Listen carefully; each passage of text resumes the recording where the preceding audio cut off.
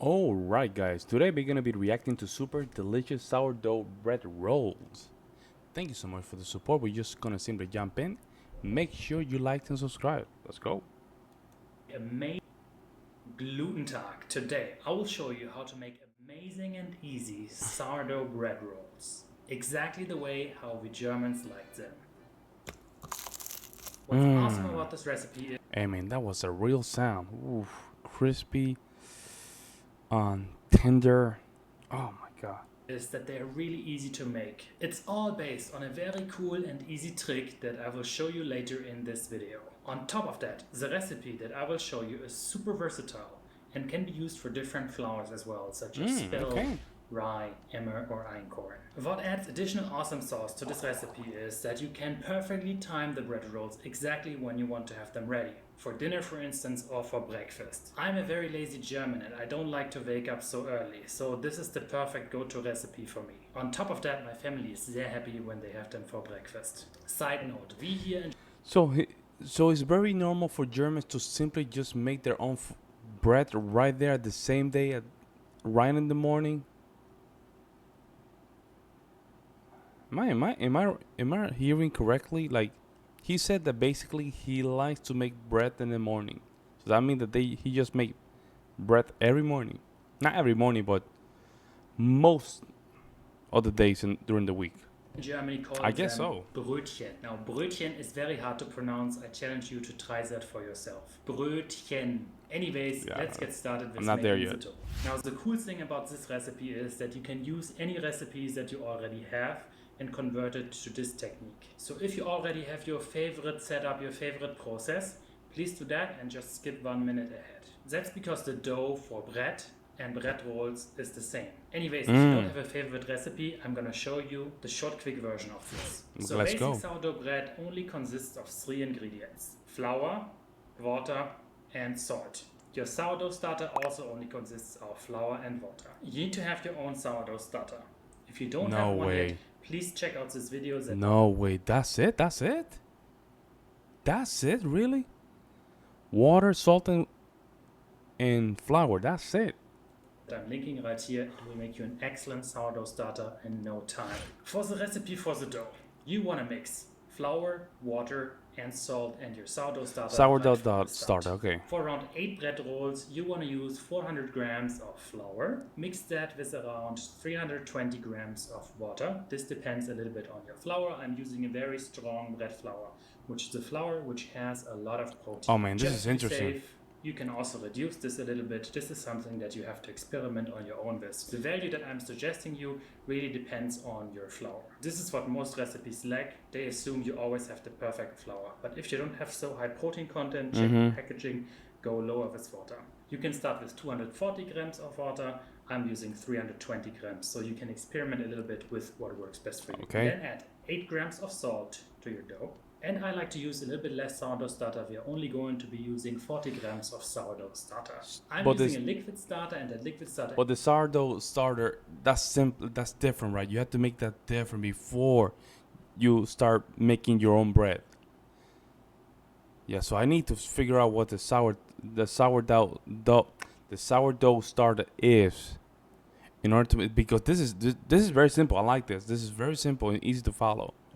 Actually increases the water level of your dough even a little bit more.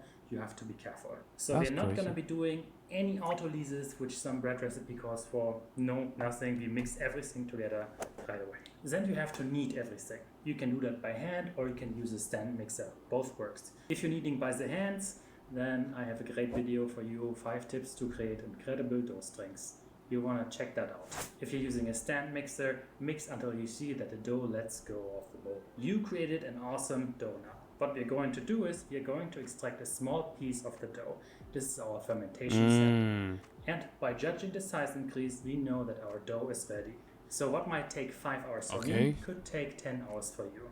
But with the small sample, you will always nail this fermentation aspect exactly on point. If you've never used the fermentation sample, try to aim for around a 50% size increase of this dough inside of the sample jar. If you have a strong flour like me, which has a high protein content, I'm linking it in the description, then you can go even further. You can inflate your dough more. This is because the lactic acid bacteria of your sourdough are actually converting your gluten. They're eating your gluten network. So if there's more, the dough can ferment longer, which means you have a fluffier dough in the end. So your sample has now increased in size by around 50% up to 100%. Then it's ready to shape your dough. For shaping, that is so any shaping technique that you have, and this is where this recipe is actually different. Folks, I never tried in my life. I never tried to make a bread at all, so I have no idea how you make a bread. Shape our bread rolls right now. We're just gonna make a regular sourdough bread. But there's one trick that you have to follow. More on that in a little bit. So you're shaping your sourdough bread and you're placing it inside of your banneton. If you don't have a banneton, what you can do is you can just use a bowl, put a kitchen towel inside and put your dough in there. Same effect as a banneton, but very cheap. Me as a German, I approve that. So your dough is ready now. Now the proofing stage is starting. What you normally do is you wait for the finger poke test to pass. So you poke your dough. Okay. And then you bake your bread. But what we are going to do, the essential thing of this recipe is we will take our dough and we will put our dough into our very cold fridge. Kühlschrank. Very cold fridge. Sehr, sehr, sehr, sehr important. The fridge is going to put the fermentation almost to a halt. Your dough is going to continue ferment inside of this fridge, but when it's below 6 degrees Celsius, then the fermentation activity stops. 42. But we are using that to our advantage. The dough is also becoming mine's like, I think it's 45 degrees Fahrenheit, so it has to be lower than that. Okay. Very stiff. The molecules don't like to move so much when it's cold. And we use that to our advantage. Around 8 hours later, at least 8 hours, our dough has nicely cooled down. But you can wait for up to 24, 48 hours. No problem, this also works. Around 1 hour before you want to have breakfast or dinner, you start to take the dough out of the fridge. So let's say at 10 a.m. you want to have breakfast. Then at 9 a.m. you need to start with the next step. The dough could have been in the fridge for 12 hours or 24 hours, exactly what I said. If you wait for too long, your gluten network relaxes quite a lot, and then you'll have rather flat, tiny bread rolls, which is okay. They're still going to taste awesome, but they won't have such a nice oven spray. Fluffy, so it's not going to be fluffy. Before breakfast, it's time to surprise your friends with awesome bread rolls. You're wondering why there is a random picture of a cute little cat right now. Yep. Okay, there is actually no explanation. This was totally random, just like most of the ads. So, sorry. Now on a more pressing matter, have you ever seen a sourdough on a camel? Well, I take Brad Pitt wherever I travel. My goal is to create the most traveled sourdough on this planet. Hopefully one day I can make this channel my full-time job and geek out even more about sourdough. Hey man, that's the dream of YouTubers, man. It's not easy. It looks like an easy job, but it's not, man. Being a YouTuber is very hard, But hey, I hope you achieve your dreams. If you want to support me on my quest, please consider subscribing or buying some of this cool merchandise, such as a sourdough infographic of Brad Pitt on the road. It can be a bumpy road making sourdough, you know. Okay, that was a very poor joke. I'm out of here. Bye. Now you need to prepare a tray, and for the tray, I added some parchment paper, and I used it from this side, but we Germans would never let something go to the waste. So yeah, that's true. Just gonna flip this over. And you know, it's crazy. It is the same with the gravy. They don't want things to go to waste, so they use some of that flavor when they cook the meat, like the leftover the meat, and they just use it for gravy. It's crazy.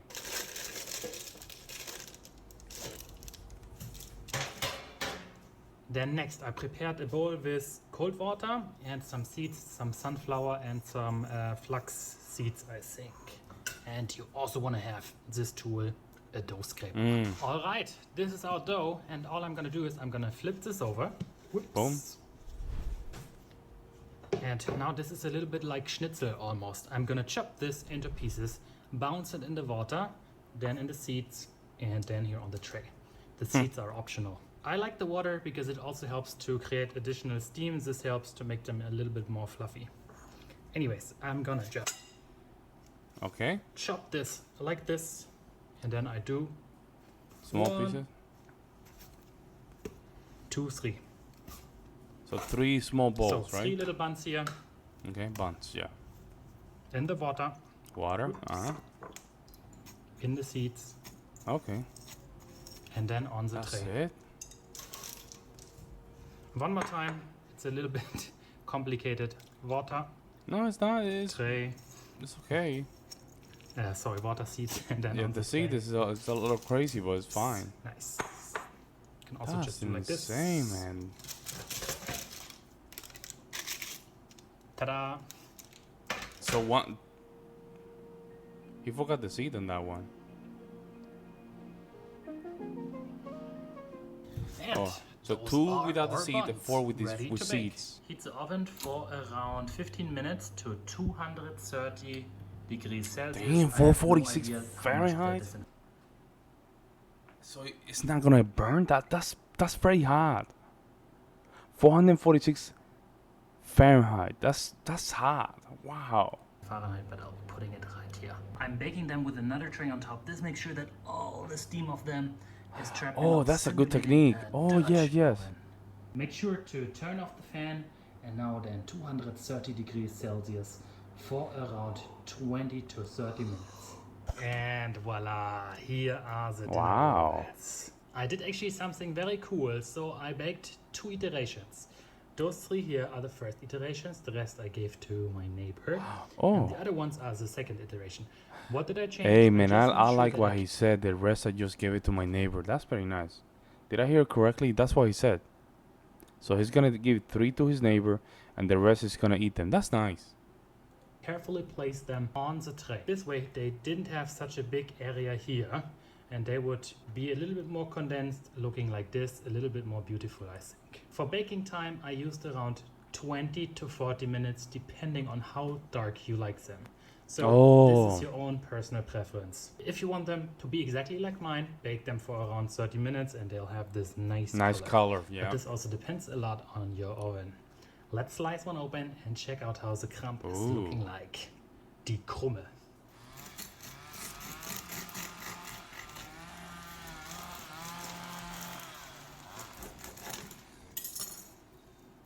Wow, that's not bad. Wow. That's not bad. Wow. Man, you can pay a lot of money here in the state for a bread like that. That's a nice bread. And you know what's crazy? The only sugar is in the flour. It's not even that much sugar. Probably the flour doesn't have that much sugar. Wow. I know American bread, there's a lot of sugar in it. Oh yeah. 100%. That's why it's always very fluffy. Very fluffy. And this one is not fluffy. Beautiful. They are so soft. Yeah, in the Slightly inside, moist. but not in the outside. The outside is very hard. Just look at the crumb structure. Yeah, American bread, you can literally just flip it around like it's nothing. Like you can literally flip it around and just. This is hard. This is nice. I like this. Let's taste them. Oh, look at that! Wow. This is the stuff.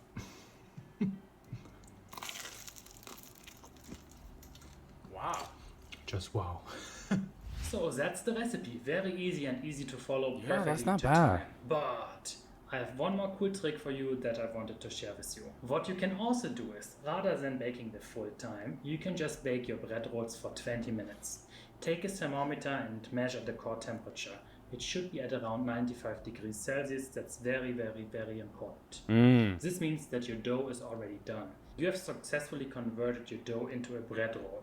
But the Maillard reaction, which gives you the nice coloring on the crust, hasn't happened yet. But we can delay that. We don't have to do it right away. So what you do is, you take out the bread rolls and you put them into a plastic bag. Let them cool down for a little bit. They shouldn't be completely hot. And now you store them at room temperature for up to 7 days. And this is where the magic of sourdough comes into play. Because there's so high acid inside of the dough, so mold won't go on your bread so quickly. It's gonna take a lot more because the pH is so low. We have a lot of acid. And this wouldn't work with regular breads that you buy in the supermarket because mostly they contain a lot of additives to achieve exactly the same thing. Yeah, because they need to preserve it. That's why they have a lot of additives. They need to preserve the foods. That's the disadvantage of buying food in the supermarket. You don't even know what they put there, and they need to make a profit. So that's my opinion. With sourdough, we are using nature to our advantage. So up to 7 days at room temperature and probably for months inside of your fridge. They're gonna stay nice and humid. In fact, you could probably freeze them and then store them for years, I guess. So then, when you want to have fresh bread rolls, I'm sorry, folks. all you do is you heat your oven at exactly the same settings we used before. Wow, you that's place nice. your bread rolls inside, and they will be super fresh, just like if they had been completely baked. I'm using around 10 minutes for that setting, but it depends on how dark you like your bread rolls to be. This technique is called par baking, and it works so well with sourdough because of the acidity. Anyways, I hope you enjoyed watching this Very nice video. The bread rolls are really something we Germans love a lot. Don't miss next week's video, where I'll be showing you how to use a pH meter to make the perfect sourdough bread at home. It's a tool to measure the acidity of your dough, and it makes it so easy. Seriously, I think it's the best tool to always have reproducible sourdough bread at home. So if you are an analytical person, then you definitely want to check that out. Hey man, thank you so much for that recipe. That's very nice. That's not that complicated. I was overcomplicating this. I saw one Puerto Rican who was making that white bread that we like. And man, he just complicated that recipe so much that I was like, man, I'm not following this thing. He I don't know what he was doing, but it was almost like a 7-hour process. But you had to be in the table up and down. I was like, nah, man, something's not right. I don't think bread takes that long. And one of you guys sent me this on Discord. I'm like, man, this is the way to go. This is not that bad.